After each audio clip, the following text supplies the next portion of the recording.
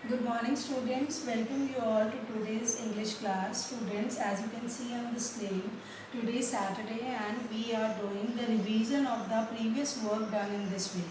हाँ जी बेटा, आपकी बुक स्नैपशॉट से अब की बार हमने जो चैप्टर लिया है, we have done the first chapter the summer of beautiful white house.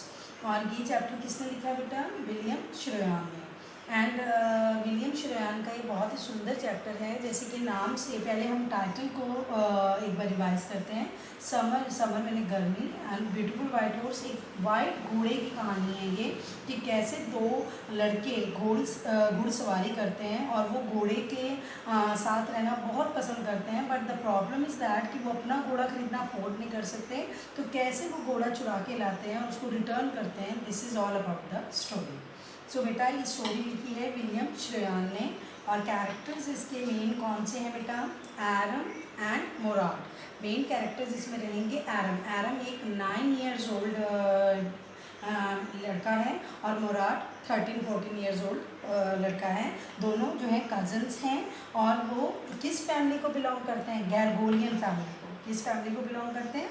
गैरगोलियन। Story जब शुरू होती है तो एरम जो है सोया होता है, उसको मोराद आके उठाता है, उसका कज़न, और उसका कहता है कि देखो मैं क्या लाया हूँ, घोड़ा, और इसकी सवारी करने चलते हैं। तो एरम हैरान हो जाता है because he belongs to very poor family. जो गैरगोलियन फैमिली बेटा 11 centuries पहले, मतलब जो गैरगोलियन परिवार था वो 11 centuries पहले बहुत फेमस था कि अपनी रिचनेस, अपने रुपये पैसे के लिए। और लेकिन अब वो धीरे धीरे गरीब होता गया है ये जाति। लेकिन इसकी अभी भी एक चीज़ बहुत फेमस है, वो है ऑनेस्टी एंड ट्रुथ, जो कि माना जाता है कि ये परिवार कभी भी इसके मेंबर्स चोरी या बेईमानी किसी के साथ नहीं कर सकते। सो एरम और मोराद उसी परिवार के सदस्य हैं। और मोराद, इन दोनों कैरेक्टर्स के अलावा एक और कैरेक्टर इसमें अंकल खोसरो। अंकल खोसरो का एक और चीज़ फेमस है बेटा कि वो थोड़े से उनके अंदर क्रेजी स्ट्रीक है। कौन सा है? Crazy means he is very angry sort of, और उनमें थोड़ी सनक है। हर बार एक ही डायलॉग वो बोलते हैं, इट इज़ नो हार्म, पे नो टेंशन टू इट। तो उनका यही जो विरासत में उनको ये चीज़ मिली है भी, थोड़ा सा उन्हें गुस्सा और क्रेज़ है, हसनक है। वो किसके अंदर है? मोराद के अंदर। मोराद तभी एक वाइट घोड़ा कहीं से चुरा के लाता है और वो एरम को इन्वाइट करता है कि चलो घुड़सवारी करने चलें। और कैसे एरम और मोराद रोज़ सुबह डेली शेड्यूल बनाते हैं कि सबके उठने से पहले वो घोड़े की सवारी करने जाते हैं। बट एरम को अफसोस है कि कभी भी एरम अकेले घोड़े पर सवारी नहीं कर पाता, बिकॉज हर बार घोड़ा उसको गिरा देता है। लेकिन मोराद इज़ ऑलवेज सेइंग कि he has a way with the horse, कि मोराद कहता है कि मुझे पता है घोड़ों को कैसे हैंडल करना है, और वो ये बात बखूबी जानता है। तो इसी वजह से मोराद जो है उसका बड़ा ध्यान रखता है उस घोड़े का। और सुबह होने से पहले वो क्या करते हैं, डेली एक फैटजाबिन नामक का फार्मर है, उसके खाली पड़े बाग में वो वहाँ पर एक स्टेबल बना हुआ है, वहाँ पर उस घोड़े को डेली रख के आ जाते हैं, उसको बांध के आ जाते हैं। और उसके खाने पीने का ध्यान कौन रखता है? Murad. So this is that daily routine. But एक दिन क्या होता है कि जब एरम अपने घर पहुंचता है तो देखता है कि उसके अंकल के पास उसका रियल ओनर आया। वाइट घोड़े का रियल ओनर कौन है बेटा? जॉन बैरो। कौन है रियल ओनर?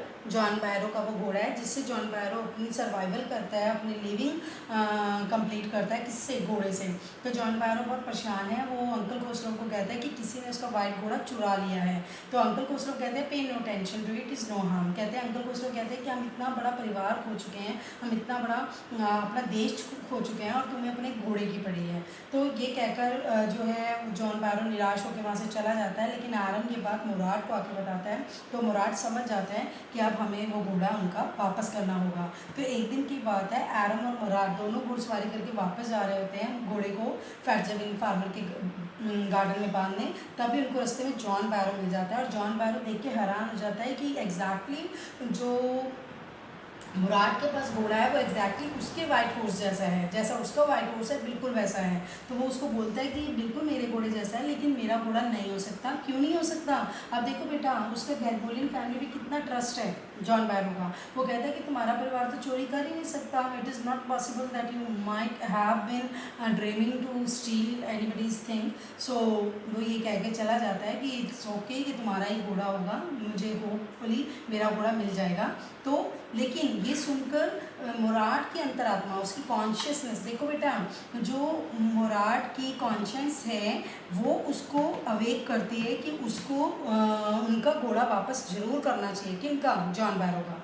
और यही रीज़न है कि थीम भी बेटा इस स्टोरी की यही बनती है, how the two boys feel, how Murad feel that he has done a mistake and he should return the horse to its real owner, क्योंकि वो बहुत बड़े परिवार से बिलोंग करते हैं और उनको अपने परिवार पर धब्बा नहीं लगाना चोरी का। तो वो टाइमली क्या करते हैं, वो घोड़ा उसका जॉन बैरो के स्टेबल में बांध आते हैं चुपचाप जाके। और जॉन बैरो जब देखता है कि उसका घोड़ा रिटर्न हो गया अगले दिन, वो बहुत खुश होता है। वो अंकल खुसरो को आके बताता है कि उसका घोड़ा पहले से भी अधिक हष्ट पुष्ट हो गया है और किसी ने उसको बहुत ध्यान से रखा था और वो बहुत खुश हो जाता है।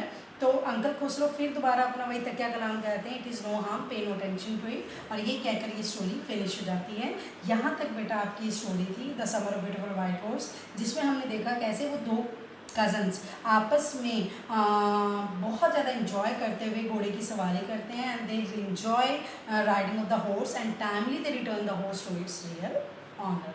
सो बेटा आई होप कि आपने इसका होमवर्क भी कर लिया होगा। Question answers I have send to you, just write in your fair copy. और इसके अलावा बेटा आपने जो काम करना है वो करना है कैरेक्टर्स, 2 कैरेक्टर्स आपने लिखने हैं। किसके? एरम एंड मुराद। मैंने आपको उस दिन भी कहा था एरम और मुराद के आपने कैरेक्टर्स करने हैं अपनी अपनी फेयर कॉपी पे in your own words. Okay बेटा, so this is your English class. Thank you.